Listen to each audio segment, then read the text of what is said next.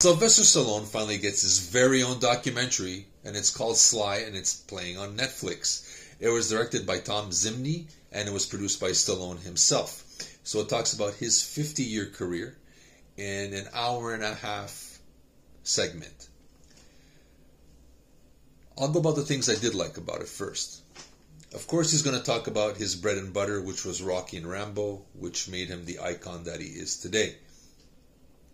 What I liked about it is how it came to be, what was the catalyst. So basically, a lot of them it has to do with his non-existent relationship with his abusive father.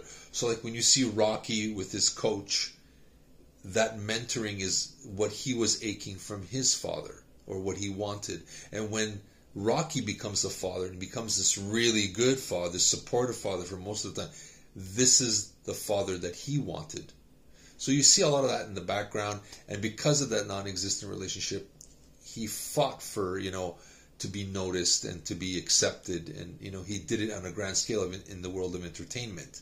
But it all stems from his relationship with his father. And if you look at some of especially Rambo, the first one, his look, Stallone pulls out a picture of his dad on his cell phone, and it looks like Rambo. You can see, and he goes, "This is Rambo," and that's where he got the look from.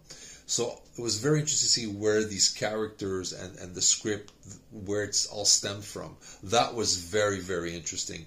And to see him talk about, when he became the writer, the producer, the director of his own stuff in order to get the jobs that he wants. I like that too. That was great.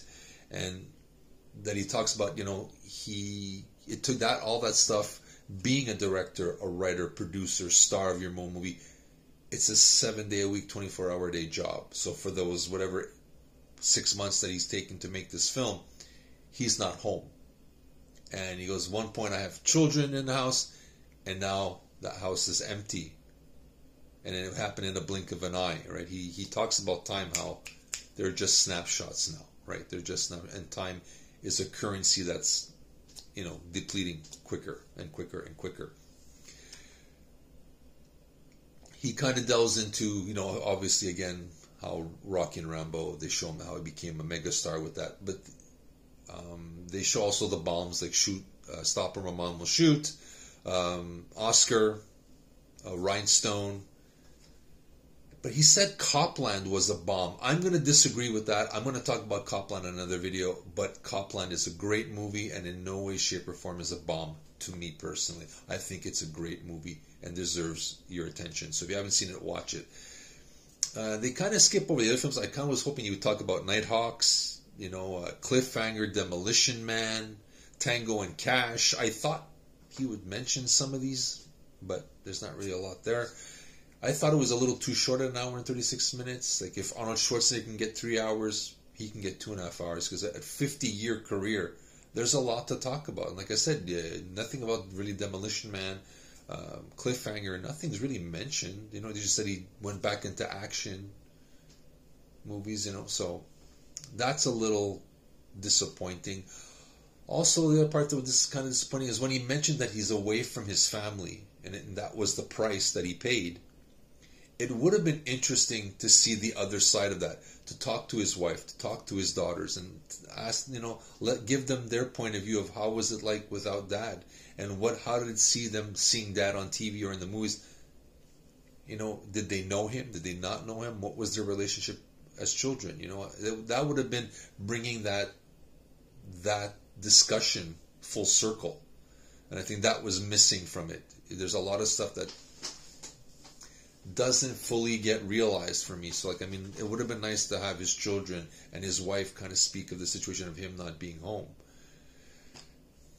The other thing is, unfortunately, as most people know, his son Sage died, I think at the age of 36, 32, don't quote me on it, please. And of course that is a devastating event in a parent's life. No parents should go before their child, in my opinion. But he kind of there's a little homage to him, but he never really speaks about it, and I understand that, why he wouldn't. I'm not knocking him for that, because I don't think I could either, but I think it would have been, friends, family, kind of bring something to light to show what happened to him, how it affected him. and that would have been, giving a little bit more crunch to that documentary. But I understand himself not wanting to talk about it. That I get, and like I said, I will not knock him for that one. As a parent, you don't want to talk about something like that.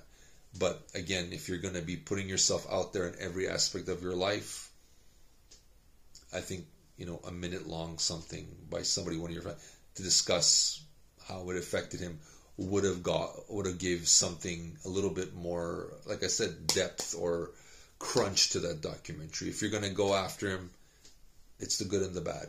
And yes, I understand that's a devastating moment, and I'm not knocking it or making light of that subject at all. All in all, again, I think it's too short. A couple of missed opportunities, but it's still a great documentary. And if you are a Stallone fan, like I said, the reasoning behind Rocky and Rambo is a really interesting journey on that one. So I do recommend it. If you got an hour and a half on a rainy day, you can't do any worse than watching that. So this is my take on Sly, the documentary on the one and only Sylvester Stallone.